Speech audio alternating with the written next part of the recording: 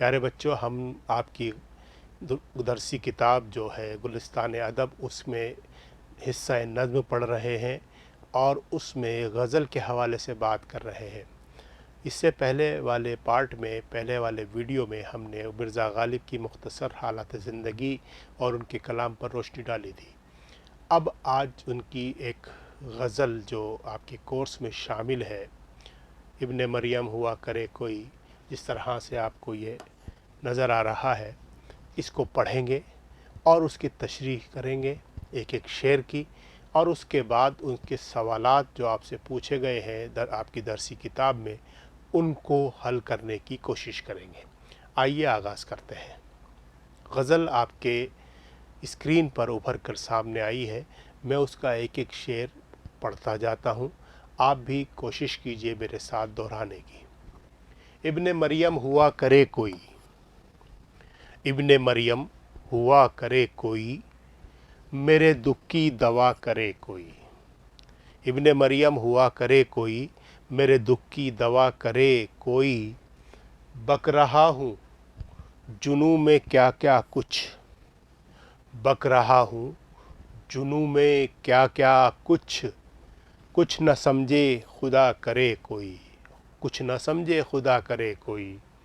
बात पर वहाँ ज़बान कटती है, बात पर वहाँ ज़बान कटती है। वो कहें और सुना करे कोई, वो कहें और सुना करे कोई। बात पर वहाँ ज़बान कटती है, वो कहें और सुना करे कोई।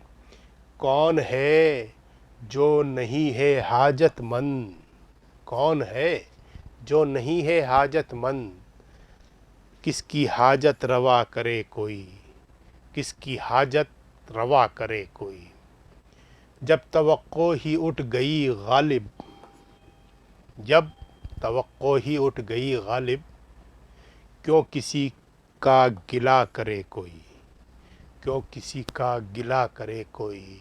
इब्ने मरियम हुआ करे कोई, मेरे दुख की दवा करे कोई। तो इस तरह से हमने ये गज़ल को पढ़ा और आप थोड़ा थोड़ा इसमें समझ भी गए होंगे कि क्या कहना चाहते हैं गालिब। आइए हम एक एक शेर की तशरीह करने की तरफ चलते हैं। पहला शेर आपका जो गज़ल का मतला है, यानी गज़ल शुरू हुई जिस शेर से, उसे मतला कहा जाता है। इब्ने मरियम हुआ करे कोई, मेरे दुख की दवा करे कोई। इब्ने मरियम हुआ करे कोई, मेरे दुख की दवा करे कोई। ये शेर हमारी दरसी किताब गुलिस्तान अदब में शामिल मिर्ज़ा असदुल्लाह खां गालिब की गज़ल से लिया गया है। मिर्ज़ा गालिब उर्दू अदब में एक बुलंद मकाम रखते हैं, उनकी अज़मत का एतराफ़ सब करते हैं। तो ये जो मैंने कुछ सतर अभी आपको पढ़ के बताई, ये आपके पेपर में जब आप इम्तहान देते हैं उस वक्त सियाक़ व सबाक़ का हवाला मांगता है। तो सियाक़ और सबाक़ का हवाला यही है कि ये गज़ल से लिया गया है और इसके लिखने वाले मिर्ज़ा गालिब हैं। अब उसकी तशरीह करते हैं। गज़ल के मतले में मिर्ज़ा गालिब फरमाते हैं कि अगर कोई इब्ने मरियम, यानी मरियम का फ़र्जंद, फ़र्जंद कहते हैं बेटे को, ईसा अलैहिस्सलाम के बारे में बात हो रही है कि इब्ने मरियम हुआ करे, अलैहिस्सलाम है तो हुआ करे, ईसा अलैहिस्सलाम है तो हुआ करे, कोई बात नहीं। मैं तो उनको मसीहा और तबीब तब समझूंगा जब वो मेरे दुख दर्द का इलाज कर देंगे। अब ये क्या बात कही उन्होंने? बात यूँ है कि मिर्ज़ा गालिब ये कहना चाहते हैं कि ईसा अलैहिस्सलाम जो अल्लाह के नबी हैं, उनको अल्लाह ने अपनी कुदरत से एक ऐसा मौजज़ा अता किया था कि वो दुख दर्द दूर कर दिया करते थे और कुम बिइज़्निल्लाह कहकर मुर्दों को भी ज़िंदा कर दिया करते थे, और वो जिसके हाथ लगा देते थे वो उसका दुख, उसकी तकलीफ़, उसका मर्ज़ सही हो जाता था। तो वो यही कह रहे हैं कि इब्ने मरियम हुआ अगर इब्ने मरियम हो, मैं इस बात को इनकार नहीं कर रहा, लेकिन मैं तो जब मानूंगा जब वो मेरे दुख का भी इलाज कर देंगे, मेरे दर्द का इलाज कर देंगे, इलाज कर देंगे। गालिब ने ऐसा इसलिए कहा कि वो इश्क के मर्ज़ में मुब्तला है और इश्क ऐसी बीमारी है कि इसका इलाज महबूब के अलावा किसी के पास भी नहीं है। कहते हैं ना कि इश्क एक लाइलाज बीमारी है, इसका इलाज ही नहीं है। जिससे मोहब्बत है वही उसका इलाज बन करके सामने आता है। आइए आगे बढ़ते हैं, दूसरा शेर देखते हैं। बक रहा हूँ जुनू में क्या क्या कुछ, बक रहा हूँ जुनू में क्या क्या कुछ, कुछ न समझे खुदा करे कोई। इसमें गालिब क्या कहना चाहते हैं, आइए तशरीह देखते हैं। मिर्ज़ा गालिब इस शेर में फरमाते हैं कि इंसान जुनून की हालत में सब कुछ भूल जाता है। जब आदमी वहशत तारी होती है, जब पागलपन हो जाता, जुनून की हद यानी पागलपन हो जाना, उसे कुछ याद नहीं रहना, बस इश्क में ऐसी हालत हो जाती है कि वो अपने होशो हवास में नहीं रहता। इसलिए खुदा के लिए उसे कोई ना समझे, उसे कोई ना समझे, दीवाना है, उसे होश ही नहीं है क्या कर रहा है। यानी कोई भी जो उसको सुन रहा है उसको समझने की कोशिश ना करे। वो जो भी उसको देख रहा है दिखाई कुछ और दे रहा है और वो है कुछ और, ज़ाहिर कुछ है, बातिन मतलब वो अंदर से क्या है ये वो ही जानता है। उसको इश्क की बीमारी है। तो वो क्या क्या कह रहा है, क्योंकि जुनून की हालत में दीवाना ऐसी बातें भी कह जाता है जो उसे कहने से परहेज़ करना चाहिए, जो उसे नहीं कहनी चाहिए वो बातें भी वो कह जाता है। और ये उसकी हालत होती है जो दीवाना होता है। दीवाना कौन होता है? जो अपने रब की चाहत में या दुनिया की किसी शे की चाहत में, मोहब्बत में, इश्क में अपने आप को भूल कर सिर्फ उसी को याद रखता है, तो वो दीवाना कहलाता है। तो वो कुछ भी कह सकता है और लोग उसे फिर दीवाना कहते हैं, पागल कहते हैं, वैशी कहते हैं, मजनू कहते हैं। वो कुछ भी कह सकता है, लेकिन उसकी लो तो कहीं और लगी हुई है, उसकी लो तो कहीं और लगी हुई है। वो कुछ भी नहीं समझ सकता, इसलिए उसकी बात का बुरा नहीं माना जाए और वो जो कह रहा है उसे ना समझने की कोशिश की जाए। आइए आगे बढ़ते हैं। बात परवां ज़बान कटती है, वो कहे और सुना करे कोई। बात परवां, वहाँ माने वहाँ, वहाँ ज़बान कटती है। अब ये क्या कहना चाहते हैं गालिब, आइए तशरीह करते हैं। मिर्ज़ा असदुल्ला खां गालिब फरमाते हैं कि मेरे महबूब की महफिल का आलम व कैफियत ये है कि हम कोई भी बात करें या करना चाहें तो उसे दरमियान में ही काट दिया जाता है। मतलब हमारे महबूब जो हम जिससे मोहब्बत करते हैं उसके यहाँ का आलम ये है, उसकी महफिल का आलम ये है कि हम कोई भी बात कहना चाहते हैं तो उसको फ़ौरन बीच में ही रोक दिया था कि आप ये नहीं कह सकते, और उसकी बात को वहीं काट दिया जाता है या फिर ज़बान काटने की धमकी दी जाती है। रोक दिया जाता है या ज़बान काटने का हुक्म दे दिया जाता है। वहाँ तो सिर्फ ये हुक्म है कि सिर्फ और सिर्फ उनके हुक्म यानी महबूब के हुक्म और बातों को सुना जाए और कुछ भी ना कहा जाए, यानी उसकी कहने की आज़ादी को ख़त्म कर दिया जाए। ये महफिल, उनकी महफिल का एक तरह से अदब है कि वो किसी की बात सुनना नहीं चाहते और अपनी ही बात कहने पे मुसिर है। आइए आगे बढ़ते हैं। कौन है जो नहीं है हाजतमंद, हाजतमंद कहलाता है ज़रूरत जिसकी हो किसी की, उसे हाजतमंद कहते हैं, ज़रूरतमंद जिसे कहा जाता है। किसकी हाजत रवा करे कोई, हाजत रवा करना यह हर किसी की बस की बात नहीं है। आइए देखते हैं तशरीह में क्या मिर्ज़ा फरमाते हैं कि इस दुनिया में ऐसा इंसान कोई भी नहीं है, कोई भी नहीं है जिसको कोई हाजत नहीं हो, ज़रूरत ना हो या वो ज़रूरतमंद ना हो। ऐसा कोई भी नहीं है। कोई आपकी नज़र में तो देखिएगा, ऐसा कोई नहीं है जिसकी दुनिया में कोई ना कोई हाजत, कोई ना कोई ज़रूरत ना हो। اور ہر انسان اپنی ضرورت پوری کرنے کا خواہش مند ہے. ہر انسان کی ضرورت ہے اور وہ اس کو پورا کرنا چاہتا ہے. ضرورت یعنی اچھا ہے, خواہش ہے. تو اس لیے جو خود حاجت مند ہے وہ کسی دوسرے کی حاجت اور ضرورت کو کیسے پوری کر سکتا ہے. اور یہ ایک طرف اشارہ ہے کہ اپنے رب کے سامنے اپنی حاجت رکھو تو وہ پوری کر سکتا ہے, ورنہ دنیا میں کوئی کسی کی حاجت پوری نہیں کر سکتا, سب ضرورت مند ہیں. تو اس طرح سے یہ حاجت کوئی بھی پوری نہیں کر سکتا. آپ کو صرف ایک دوسرے کی ضرورت پوری کرنے کی بس علامت نظر آتی ہے, لیکن کوئی کسی کی پوری نہیں کر سکتا. مقطع ہماری اسکرین پر آ گیا ابھر کر کے, غالب کا غزل جو چل رہی ہے ہماری, اس کا مقطع ہے.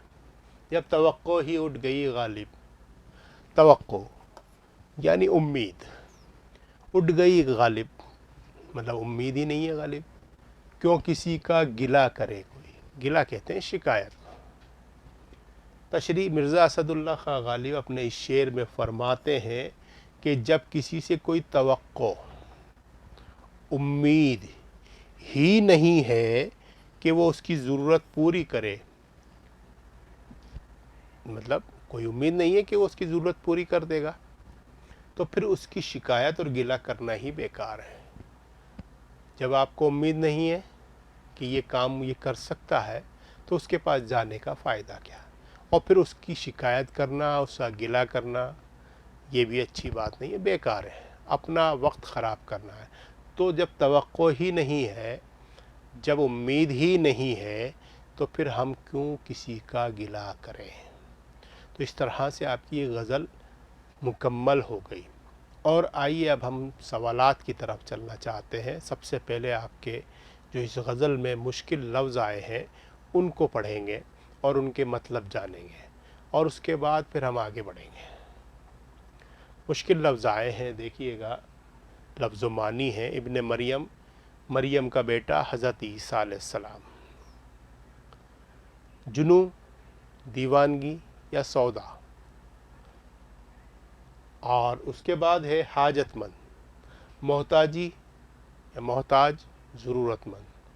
حاجت روا کرنا یعنی ضرورت پوری کرنا. گلہ مانے شکوہ اور شکایت, شکوہ ہوگا یا شکایت ہوگی.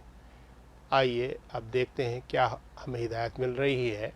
غور کرنے والی بات آئی ہے آپ کی اس غزل میں, کیا کیا باتیں غور کرنے کی آپ کو ہے اس میں, اور یہ بات ہے کہ آپ کو اس سے کیا درس مل رہا ہے, اس سے کیا نئی باتیں آپ کو پتہ چل رہی ہے, اس پہ غور کرتے ہیں.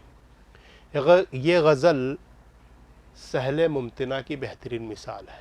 مطلب بہت آسان اور لفظوں میں آپ کو بڑی بڑی باتیں کہہ دی گئی ہیں. مطلب میں شاعر نے ابن مریم کی تلمیح کا استعمال کیا ہے. کسی مذہبی یا تاریخی واقعے کو اشارہ کرنے کو تلمیح کہتے ہیں. مطلب کلام میں ایسا واقعہ پیش کیا جائے جو تاریخی واقعہ ہو یا کوئی مذہبی معاملہ ہو یا مذہبی واقعہ, اس کو تلمیح کہا جاتا ہے. ابن مریم حضرت عیسیٰ کی کنیت ہے. غالب نے اس شعر میں شوق انداز اختیار کرتے ہوئے یہ اشارہ کیا ہے کہ حضرت عیسیٰ علیہ السلام کی طرح کوئی میرے دکھ کی دوا کرے. جس طرح سے حضرت عیسیٰ علیہ السلام دکھ کی دوا کرتے تھے, اس طرح سے میرے دکھ کی بھی دوا کوئی کر دے, لیکن کوئی کر نہیں سکتا.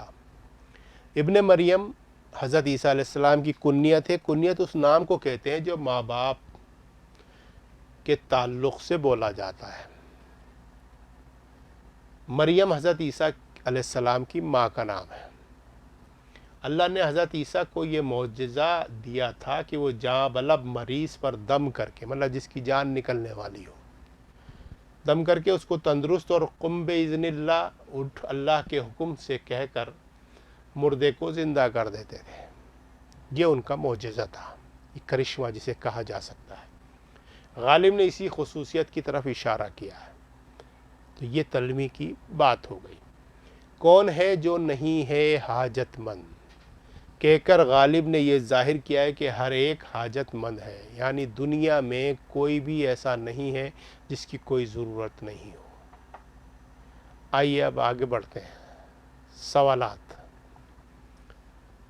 پہلا سوال ہے ابن مریم کی وضاحت کرتے ہوئے مطلع کا مفہوم اپنے الفاظ میں بیان کیجیے. اب ہمیں یہ مطلب بتانا ہے. ابن مریم سے حضرت عیسیٰ علیہ السلام مراد ہے جنہیں اللہ نے یہ معجزہ عطا کیا تھا. مردوں کو زندہ اور بیماروں کو تندرست اور صحت مند کرتے تھے.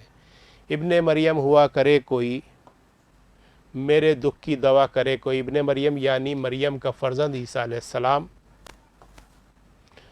ہے تو ہوا کرے میں تو ان کو مسیحت اور طبیب سمجھوں گا جب وہ میرے دکھ درد کا علاج کر دیں گے.